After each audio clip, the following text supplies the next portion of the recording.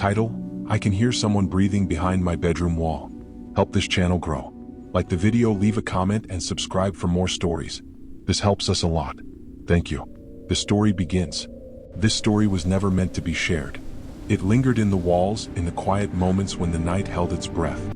What follows is not a warning or a confession, but a record of something that learned how to hide where no one looks. If the darkness behind walls unsettles you, stay. And if you listen closely enough, you may understand why some sounds should never be traced back to their source.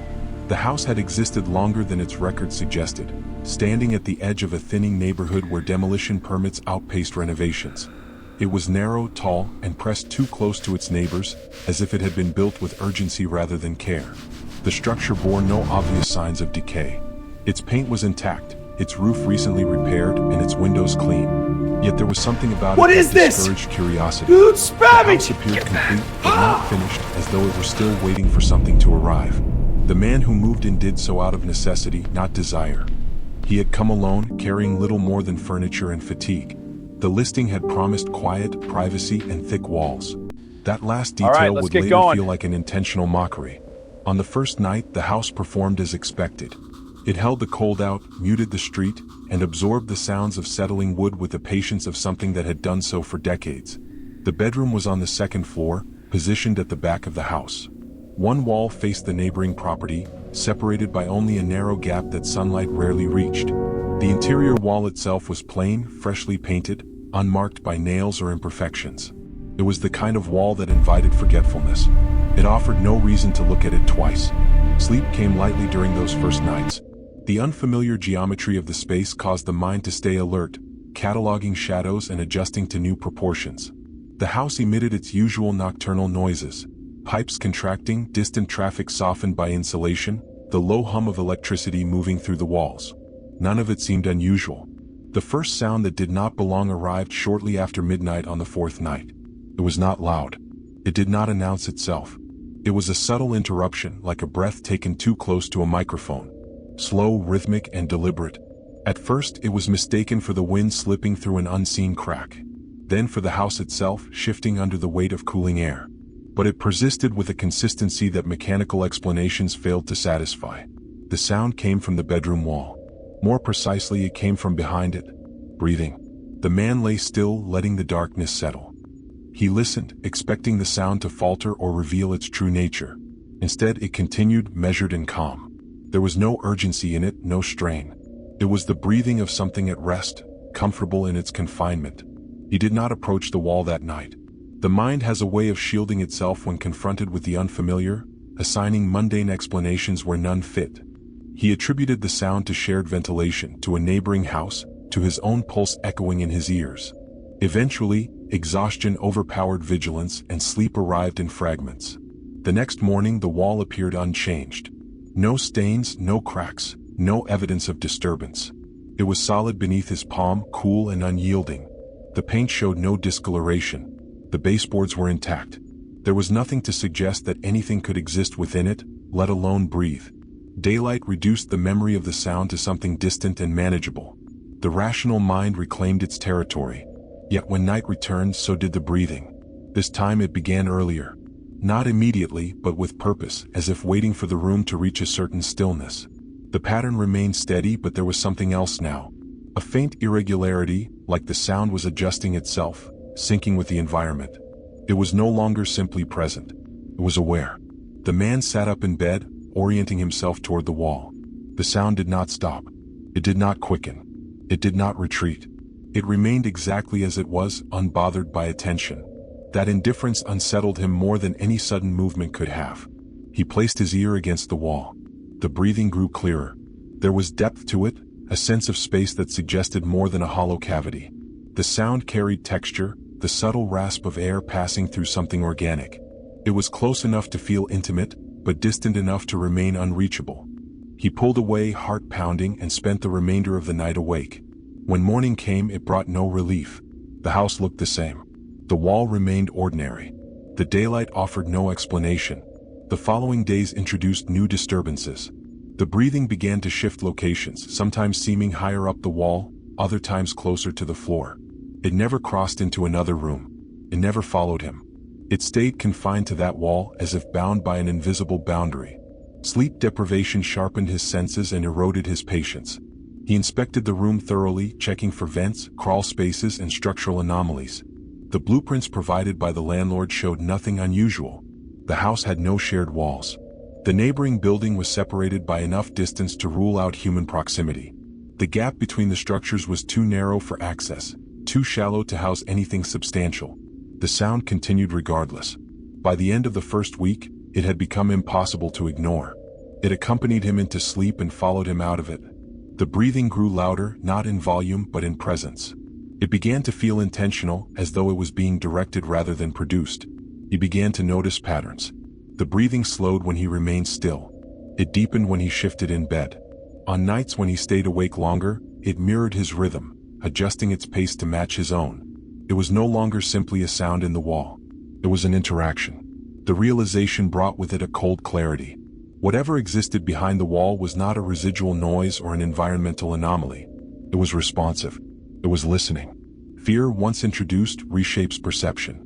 The house began to feel smaller, its rooms less accommodating. Shadows lingered longer than they should have. Corners appeared sharper. The wall, once forgettable, became the focal point of the room, its presence impossible to dismiss. The man considered leaving. He calculated the cost, the inconvenience, the explanations he would need to offer. Each time the thought ended the same way, dismissed by exhaustion and denial. Leaving would mean admitting the sound was real. Staying allowed him to pretend it could still be understood. The first physical change occurred on the 9th night. It was subtle, almost imperceptible. A hairline crack had formed near the baseboard, running vertically for a few inches before disappearing beneath the paint. He noticed it only because his eyes had learned to linger on the wall, scanning for irregularities. The crack had not been there before. He pressed against it gently. The wall did not give way.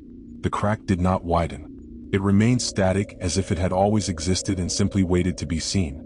The breathing that night came from directly behind it. Sleep became impossible. The sound grew wetter, heavier. It carried an undertone that suggested proximity, as though whatever was behind the wall had shifted closer to the surface. The man began to feel vibrations through the mattress, faint tremors that corresponded with each exhale. He tried masking the noise with external sound. Music, white noise, the low murmur of television left on through the night. None of it mattered. The breathing persisted beneath it all, threading itself through the layers, impossible to drown out. It was not competing for attention. It was asserting dominance. The house itself seemed to change in response. The temperature in the bedroom dropped noticeably at night, while the rest of the house remained stable. The air grew stale, carrying a faint, organic scent that defied identification. It was not rot, not mildew, but something closer to breath held too long in a confined space. On the 12th night, the breathing paused for the first time. The absence was immediate and profound. The silence pressed against his ears, heavier than any sound. He lay frozen, listening for its return. Minutes passed, then hours. The wall remained quiet. Relief arrived cautiously, followed by dread.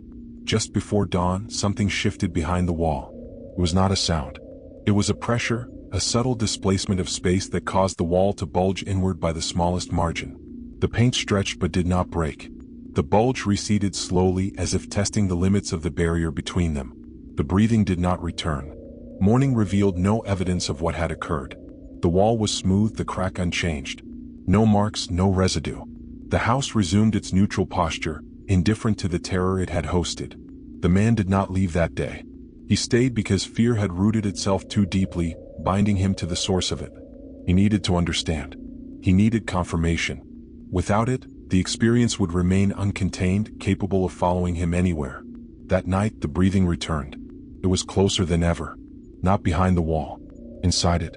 The sound came from everywhere at once, reverberating through the structure, seeping into the room through invisible channels. The wall no longer served as a boundary.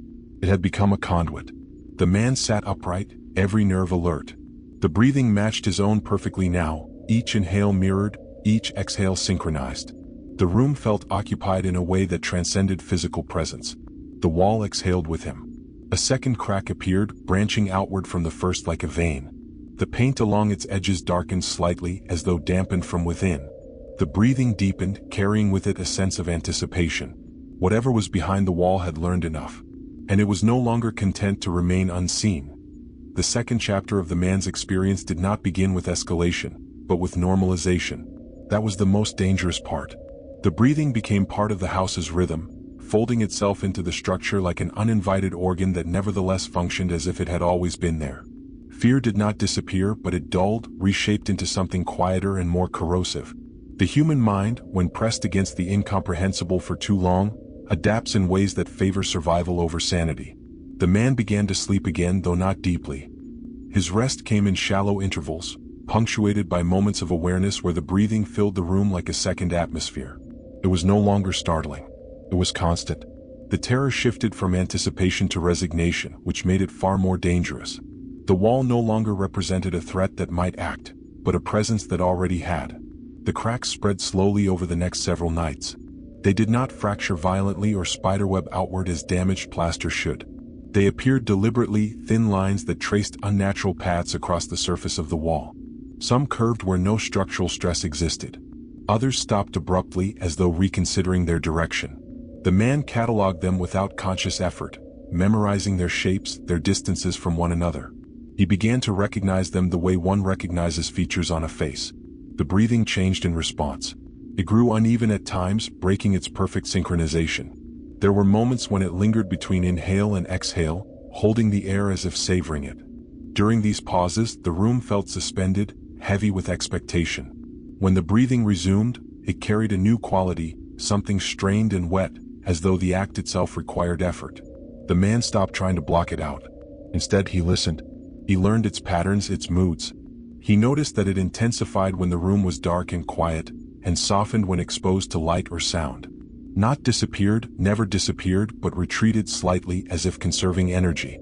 He avoided the bedroom during the day, spending his time in the lower rooms of the house where the walls felt thicker, less compromised.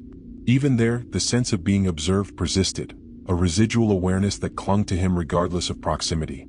The house no longer felt like a collection of rooms. It felt like a single organism with the bedroom wall serving as its core. Physical symptoms followed. Headaches arrived first, dull and persistent, centered behind the eyes. They were accompanied by a pressure in the chest that intensified at night, making each breath feel measured, deliberate. He lost weight without intention, appetite eroded by a constant low-grade nausea that flared whenever he stood too close to the wall. The smell worsened. It seeped into the room during the early hours, strongest just before dawn. It was no longer ambiguous. It carried the unmistakable undertone of something biological, something warm and enclosed for too long. The man cleaned obsessively, scrubbing surfaces, laundering fabrics, ventilating the space until the air grew cold. None of it mattered. The smell did not come from the room. It came from within the walls. On the 17th night, the wall made contact. It was not dramatic. There was no sudden impact or violent rupture. It was a gentle pressure applied from the other side. The wall bowed inward by a fraction of an inch, just enough to be visible in the dim light. The breathing slowed, deepened as if focusing.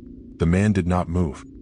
He watched as the surface of the wall responded, the paint stretching imperceptibly, the cracks widening just enough to reveal darkness beneath. The pressure eased after several seconds, leaving the wall unchanged, almost innocent. The breathing resumed its previous rhythm. That night marked a shift. The wall no longer merely contained something. It interacted with the space beyond it. The barrier between inside and outside, between known and unknown, had been tested and found flexible. The man understood this instinctively, without the need for conscious reasoning. Whatever was behind the wall was learning the limits of its confinement.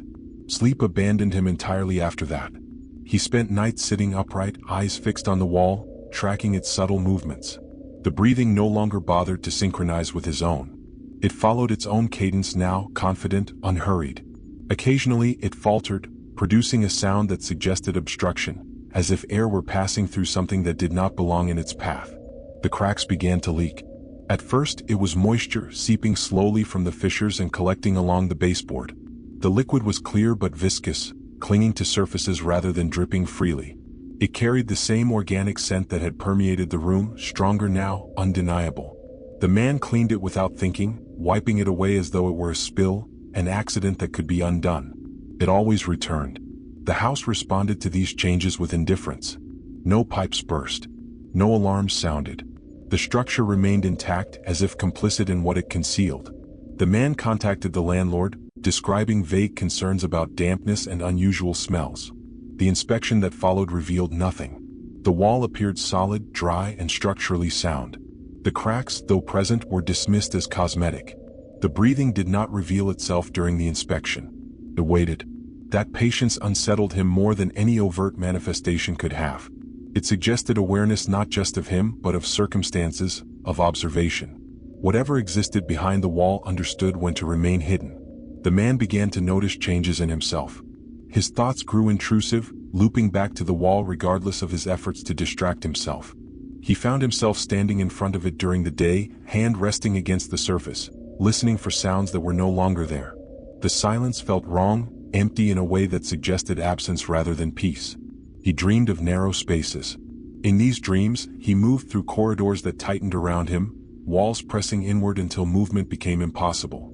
The air grew thick, difficult to draw in, each breath an effort that yielded diminishing returns. He would wake gasping, the sound of breathing filling the room before he realized it was not his own. The wall began to reflect his presence. Small indentations appeared at shoulder height, shallow impressions that resembled the shape of a body leaning too close. They faded by morning, only to return the following night.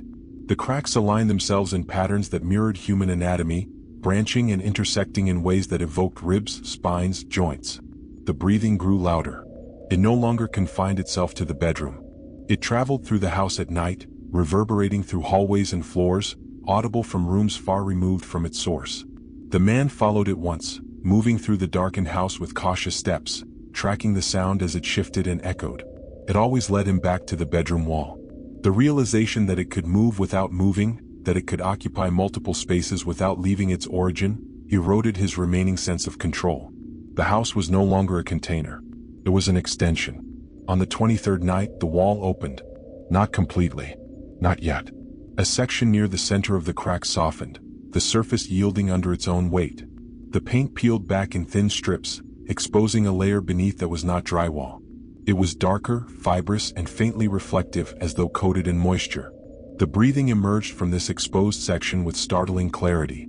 It was no longer muffled or distorted. It filled the room with a presence that felt intimate and invasive. The sound carried texture now, subtle variations that suggested movement beyond simple inhalation and exhalation. There was intention in it, a sense of focus that fixed itself on the man with unwavering attention. He did not approach the opening. He remained where he was, body rigid, eyes locked on the wall. The exposed section pulsed faintly, expanding and contracting in time with the breathing. The cracks around it widened incrementally, responding to the pressure from within. The smell intensified to the point of physical discomfort. It coated the back of his throat, lingered in his sinuses, making each breath an act of endurance. The air felt heavy, saturated with something that did not belong outside a living body. The opening did not grow larger that night. It remained as it was, a suggestion rather than a revelation. By morning it had closed, the wall resealing itself with disturbing efficiency. The paint remained damaged, but the fibrous layer had retreated, leaving behind only stains that resisted cleaning. The man understood then that the wall was not failing. It was cooperating. The breathing continued unabated in the nights that followed, accompanied by subtle movements that suggested repositioning.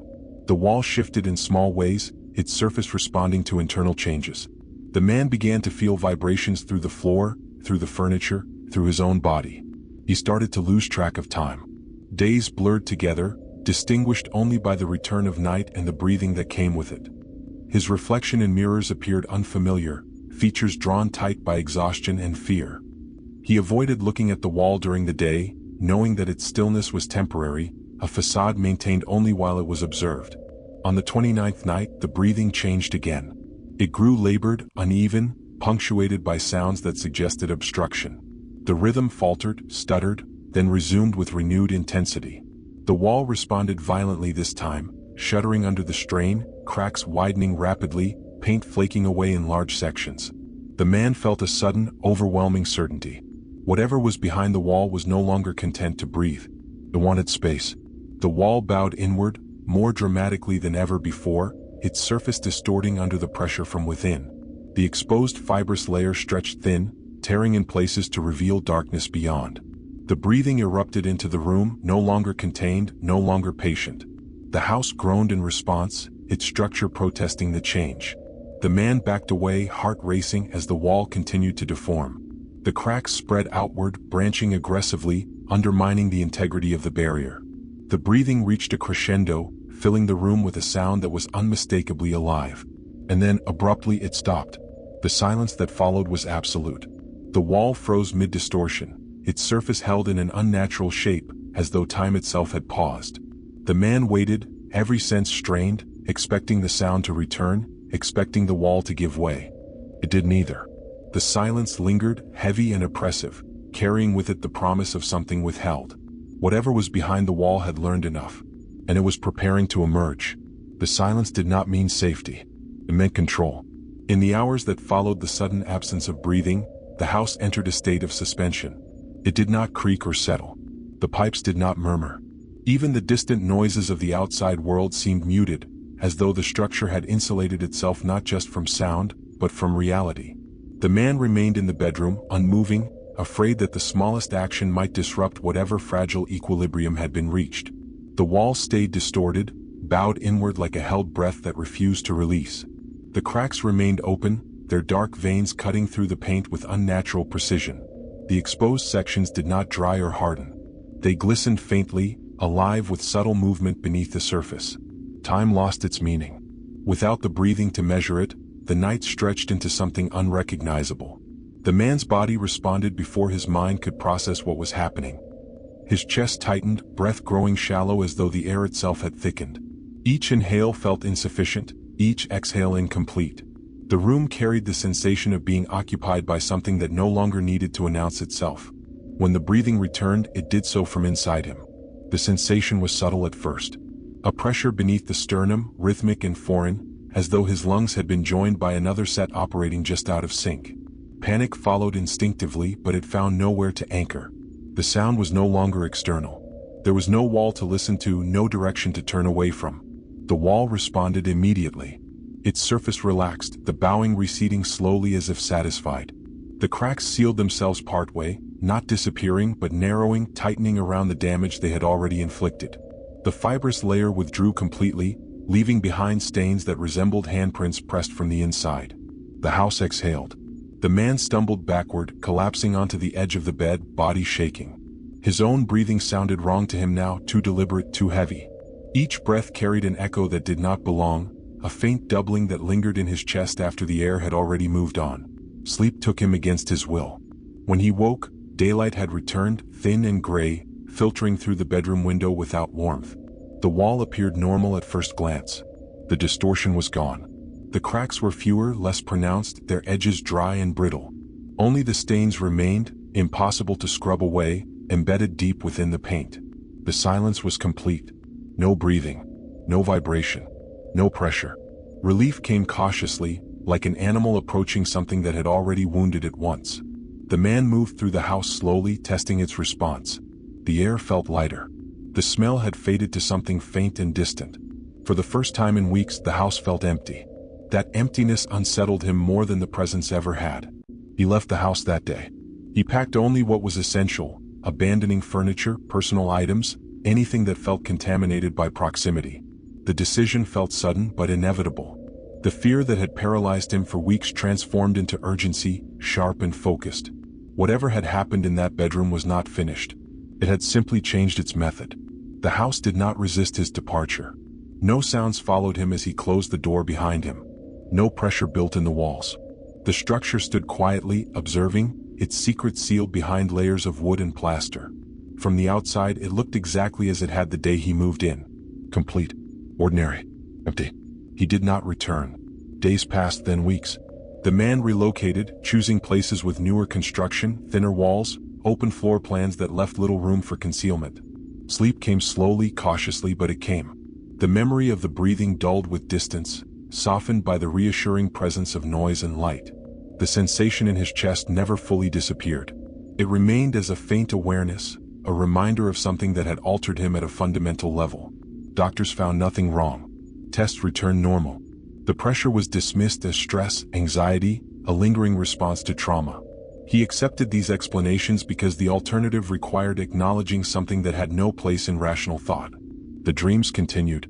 They shifted in nature, no longer focused on confinement but on expansion.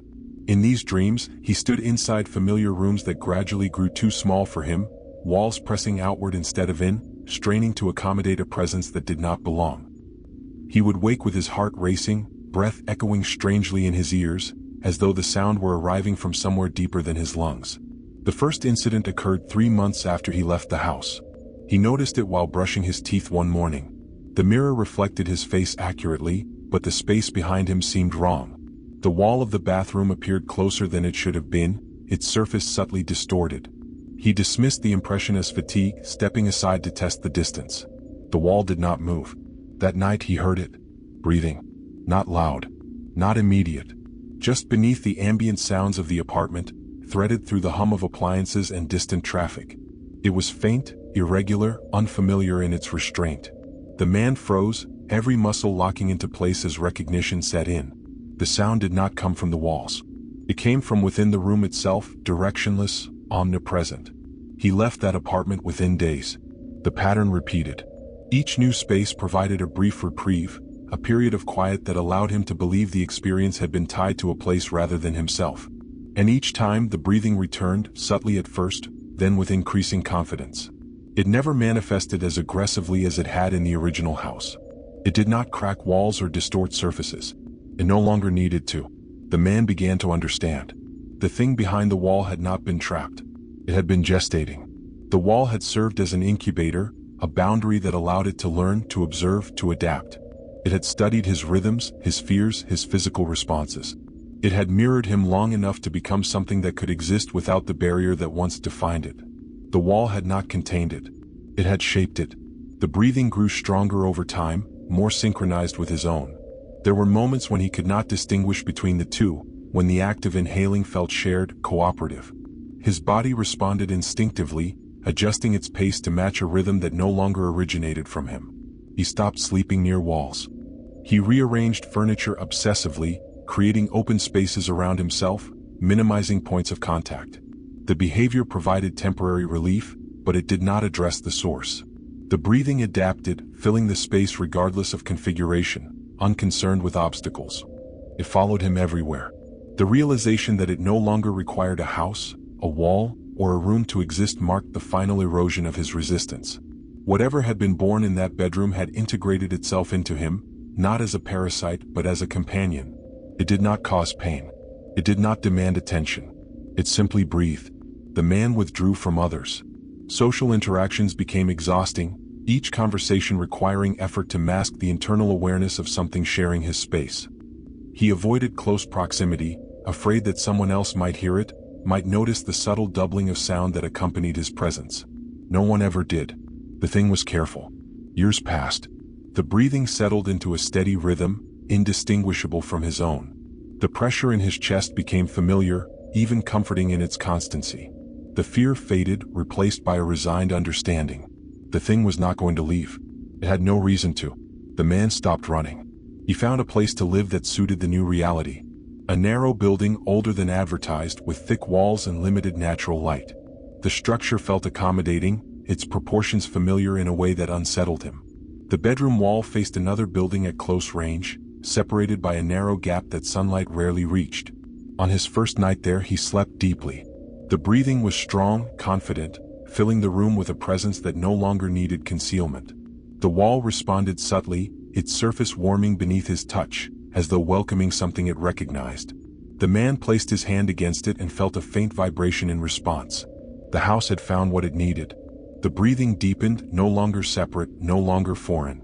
The boundary that had once existed between inside and outside dissolved completely, leaving behind a single, unified rhythm. Behind the wall, something listened, and inside the man, something waited. The wall did not need to open this time. It already knew the way out. Some sounds don't follow you because you hear them. They follow you because you let them learn you. If this story unsettled you, remember, walls don't just divide spaces, they remember what leans against them long enough. Subscribe if you want more stories that stay with you after the screen goes dark. And tonight, when the room goes quiet, listen carefully to your own breathing.